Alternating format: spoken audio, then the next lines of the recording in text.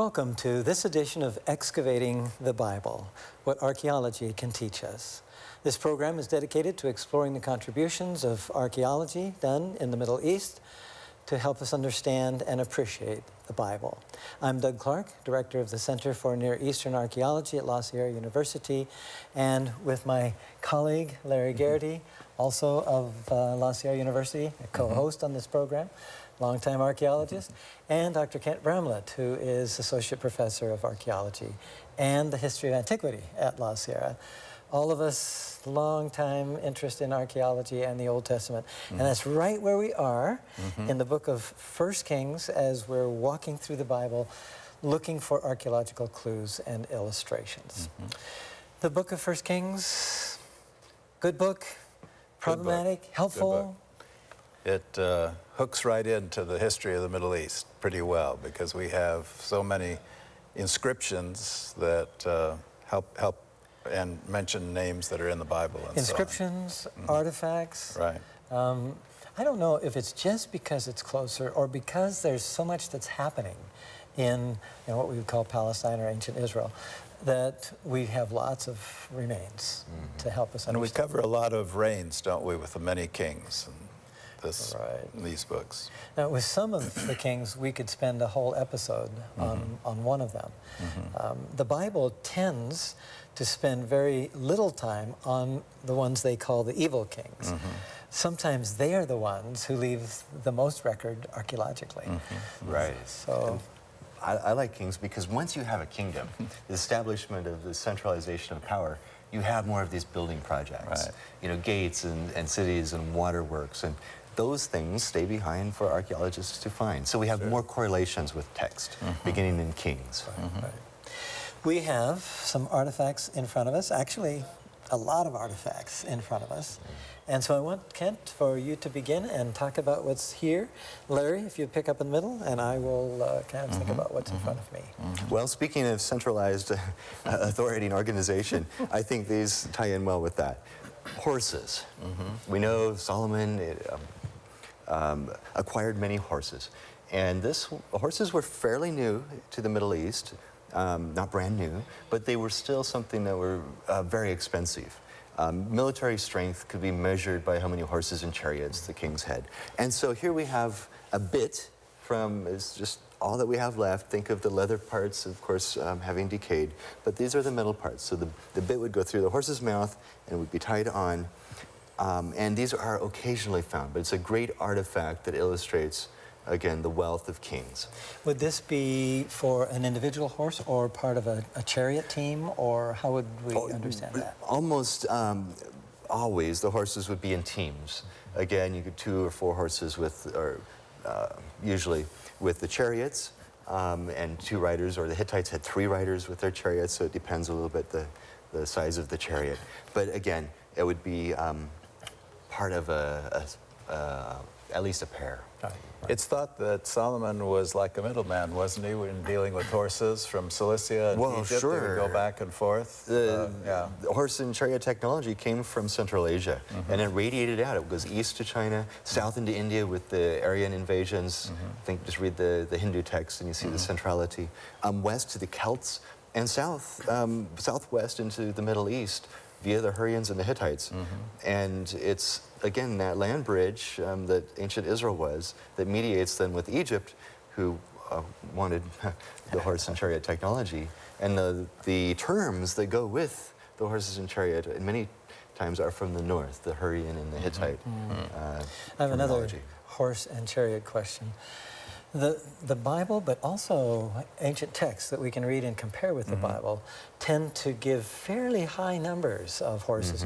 If it's important to have a lot of horses for the sense of power and so on, is it possible that we have some exaggerated numbers? Maybe even with soldiers, the same. Well, one has to read, I think, numbers from all sources carefully.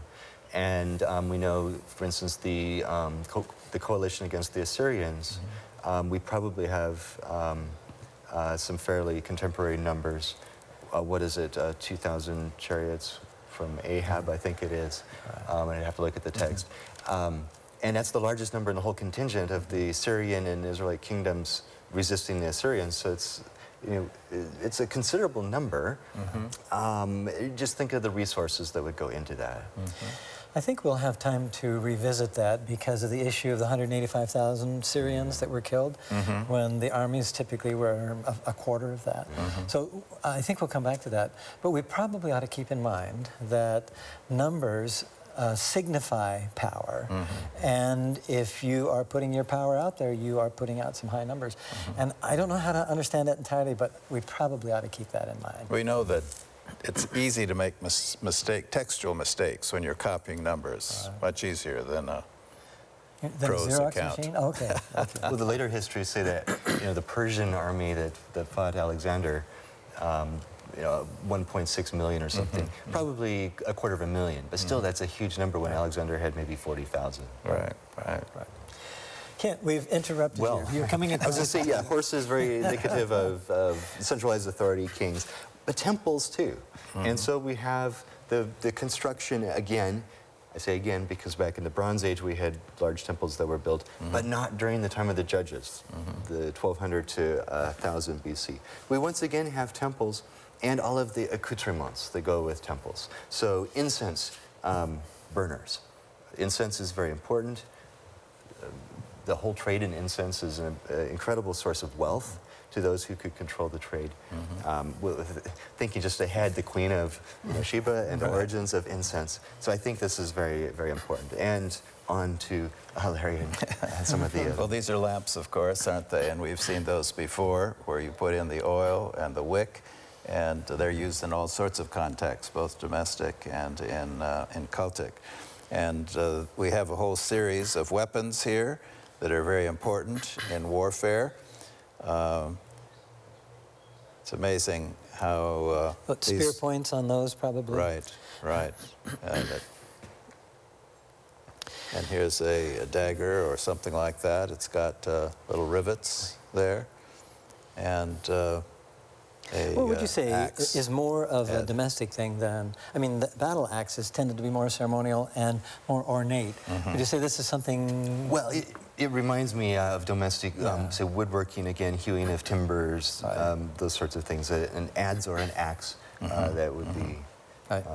We'll leave those to you, Doug. Well, and then we have lots of figurines, some of them animal and some of them anthropomorphic or human in form and shape. Animals, were they used as toys? Did they have religious significance? I think the weight of scholarly opinion is to see some kind of religious significance, at least to most of them. And there are different kinds of animals. I'm not sure what this is.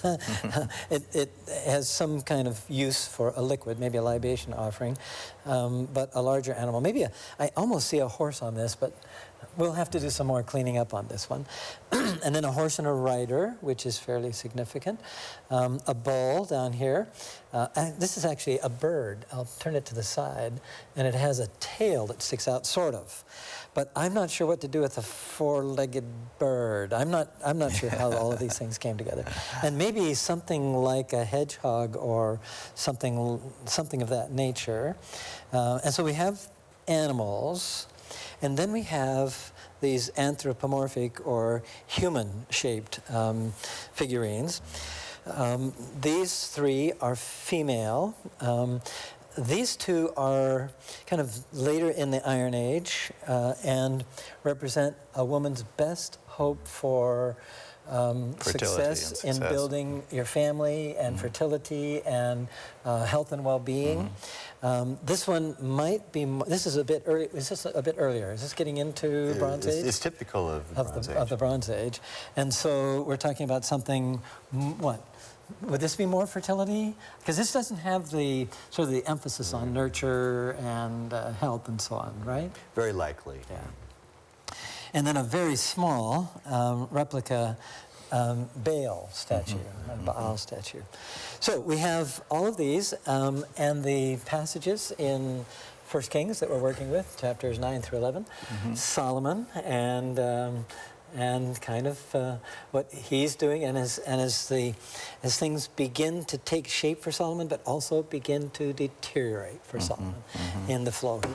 So let's take a look at some of these slides and check out some illustrations of the biblical stories. The outline that we're using, the episode we looked at last time was the first part here, the first 8 chapters. And then we have 9 through 11, which is what we're looking at this time, with Solomon, Israel, and in some ways beyond. We get to the Queen of Sheba, we are going beyond. Whoever the Queen of Sheba might have been, we're going beyond. This map, Larry, indicates a general sort of picture. Right. Solomon had influence certainly over the whole region north of the Sea of Galilee, maybe as far even as the Euphrates River, and south from the Dead Sea down to the river of Egypt, which is in Sinai, with the exception of 2 little carve-outs there for the Philistines and for the Phoenicians. Right. And the Ammonites and the Edomites and the Moabites were off and on a part of the system. Pushing this dark line border on the outside, on the right side, on the east side, back and forth. Some sites that we want to visit. We'll begin with the city of David. Kent, talk to us about the basic orientation here. We've seen the city of David before, but what do we have as we move up the hill? We're in Solomon's time. What do we have as we move up the hill? Well, the original city of David was just this 10-acre part down here, the Jebusite city. So when he captured it, of course, the desire to build a temple, where would you put the temple? On the higher ground. I mean, the Acropolis, think of Greek times, the Athens, the Acropolis, right? This is a tradition going clear back in all the Iron Age kingdoms. So up the hill, the site of the original Jebusite threshing floor was up here, and that made a little bit of a difficulty for vulnerability to the north. And this is usually where the enemy attacks. Just read the prophets. The danger always from the north. But nevertheless, it provided an area for the temple compound, and in most ancient Near Eastern kingdoms, you would have the temple and palace usually associated. So probably the original Jebusite palace was here. Remember, in the city that David captured, he lived there for a while. This is probably the palace that Eilat Mazar has uncovered in recent years.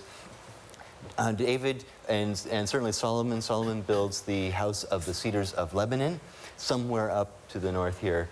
As well, it's much larger than the temple if you pay attention to the dimensions given in the Bible. Yep. And then there's the little temple beside the palace, but more space is given to the description of the temple. So we don't exactly know where the other buildings are. Probably the temple was at the high point, which is now in the area of the Dome of the Rock in Jerusalem. Thank you, Kat. And if one thinks about the Palace of David, we were talking about down here before. You had pointed at it over here, but in the enlarged part, a viewing place over the city, including maybe the Bathsheba affair and arrangement that was happening, seen from the rooftop. So this illustrates how easily that could have been the case. A map here now. We want to go to Gibeon. It's the site of what? What happened at Gibeon in connection with Solomon?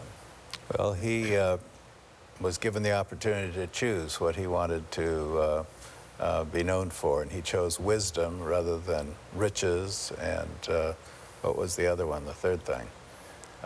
Long life? Long life, I think that was it, right. So he was at the high place in Gibeon. And we can say something about archaeology, the archaeology of Gibeon. Right in the center there of the map, right? Right here in the center is Gibeon, and at least significant for an earlier story from Samuel is the water shaft.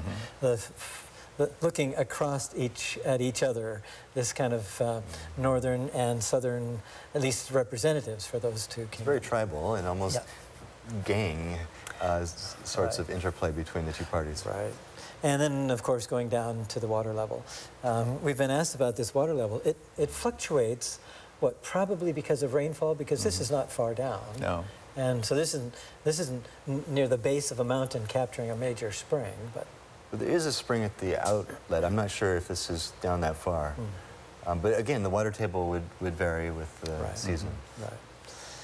Now, another site mentioned is Tyre, and I think we can see it on this map. And Tyre is significant for the Solomon story because... Hiram was from there, and he's the one that provided the cedars and other types of trees as well, and said that he would float them down the coast so that they could be used in the building of the temple.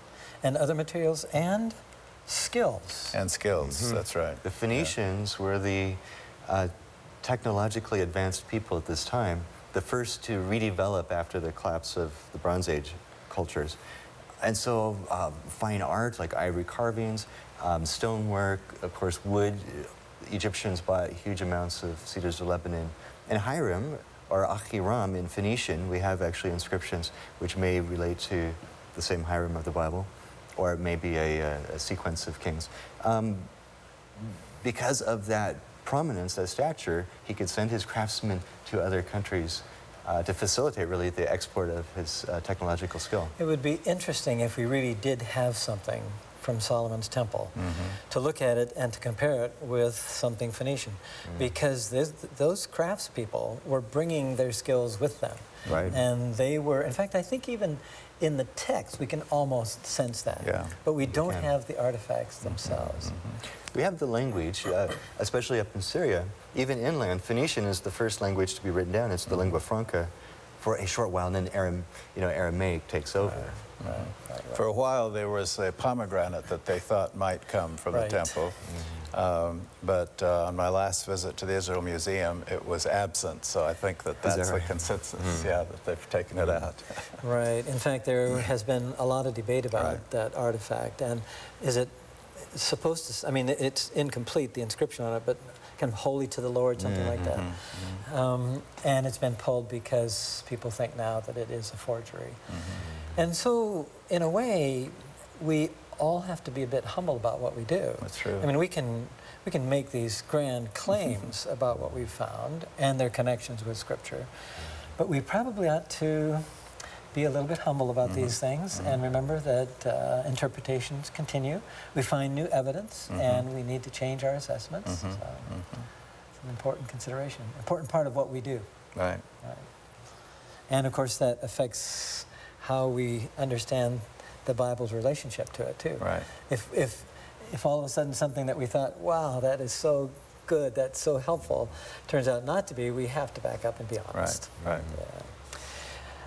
Picture here of Tyre. The causeway that joins the island part with the mainland is the result of who? Alexander the Great, Alexander the Great. And he built a narrow causeway, but the tides have brought in on either side. Right. Many of the Phoenician colonies as well selected little islands off the coast for their main center. But yeah, Alexander didn't have the ships, but he said he'd march to the island. So he did. There you go. Okay, turning now to a different map. A map further up is Hatzor, here with the red star. We're going to be looking now at 3 cities. Hatzor, Megiddo, and Gezer. And those 3 are mentioned in 1 Kings 9:15. In 1 Kings 9. And they are mentioned as being defended, fortified. And what we want to look for are remains, architectural remains, that come at least as close as we can know from this time period, and see why at least some people feel that we've got some Solomonic influence there. Yigal Yadin, a famous Israeli archaeologist who excavated Hatzor, claimed that all 3 of those cities that you just mentioned and that are mentioned in 1 Kings may have had the same architect. He said that the gates were so much alike that that's what he proposed. And I suspect some people would maintain that. I mean, they're not that far apart. Right. I don't know all the dimensions. Like the 6-chambered gates, those were the only 3 found. Now we know of at least, say, 5, one of which seems to be later. Oh, that's an outlier. Yeah, they're not identical, but I think he may be onto something when you have similar architecture, like certain kinds of walls. And interestingly, it's only part of a verse. This mentions these 3 sites. And it's sort of a parenthesis, actually. Exactly. And archaeologists have jumped on this because there's so much evidence here that's worthy of our time and consideration. So we look at Hatzor. an upper tell and a lower one. Kent, what types of sizes are we thinking about here for? About 200 acres, I think, if Right. you include the lower city. The lower city, it's huge. It is huge. And you can see the largest ramparts on the lower part too, as well as the upper. But it's the upper This makes part that it we the can't largest archaeological Well, tell, it doesn't is. And We don't know if the Palestine. lower city was much inhabited in Solomon's time. Probably not. But in the Canaanite times, it had been the largest city in the biblical area. So maybe it shrunk over time. I think that, Well, the Iron lower Age, city yeah. could be deserted for a while, and maybe the height of the northern kingdom in the 8th century, it may have expanded again. Right. So, what do we have here?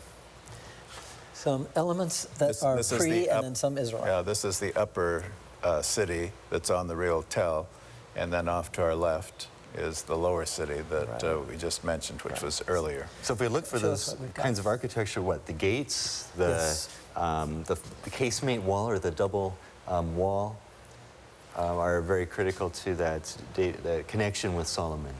Solomon's Gate is here. That's the one that's like Gezer and like Megiddo. And the casemate wall is here. A four-room house, this building that looks sort of like either a storeroom or a place for horses. And this tower, some people call a high place. And of course, the water system here and Canaanite Palace, which are earlier. But it's definitely a city that was strong in the Canaanite period and also in the Iron Age of Solomon. Now we can see the We're gate. looking at the gate. And right. this is so distinct. And that's why these, now 5, we think? Yeah, there's about 5. Have been found. They are. This is found at the 3 sites we're talking about.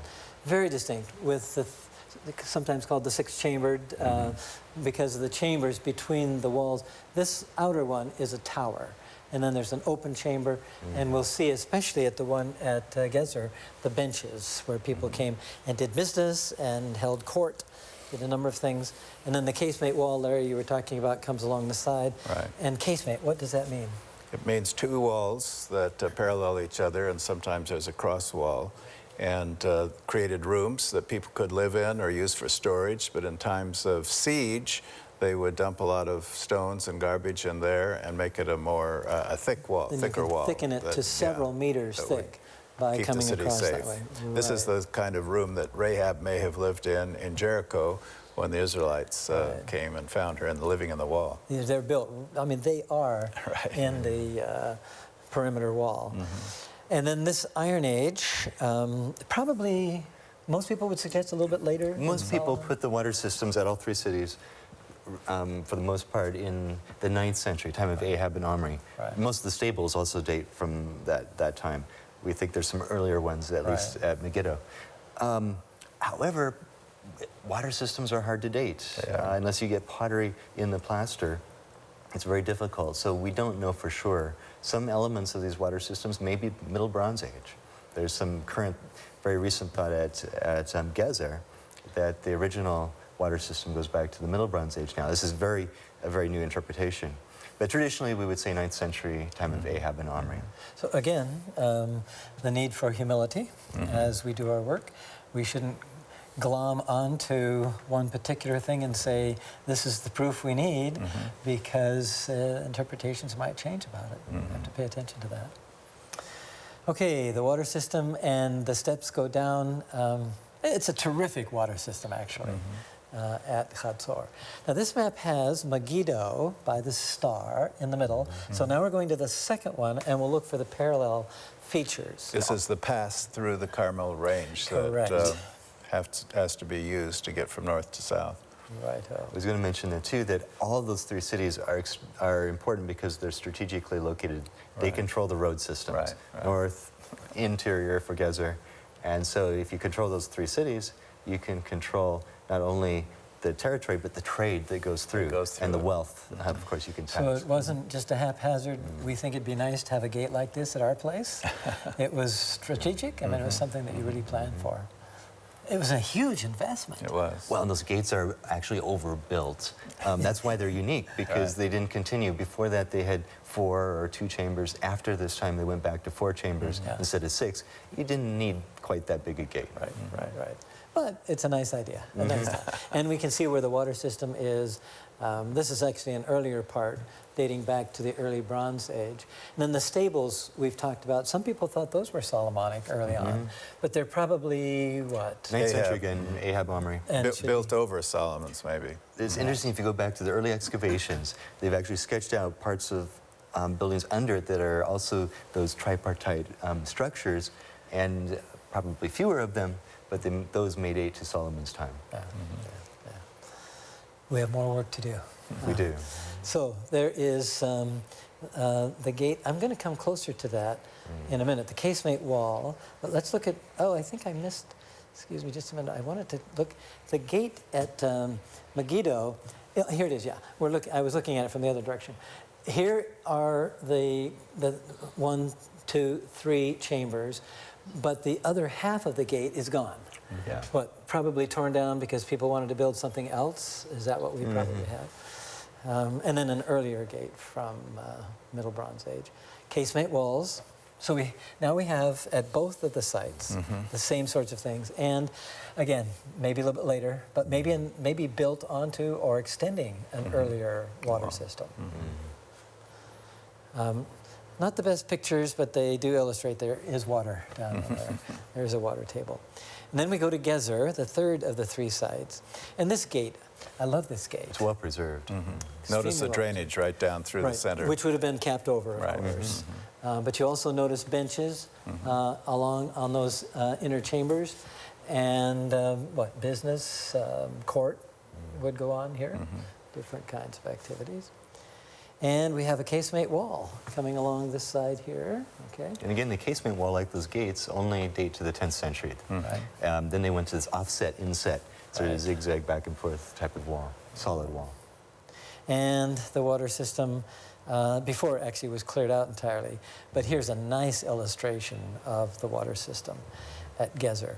Now, did you work at? I did, You worked at Gezer. yes. You want to say something about this? The water system had been discovered already by McAllister, who dug back in the early part of the century. So at the time I was there, we weren't working there. We were working on the fortifications and the Solomonic Gate and a Canaanite temple and so on. But I think that they're working on that now. They've cleared down into it because it filled up. Well, so we have these sites and these 3 cities which match so well the biblical material.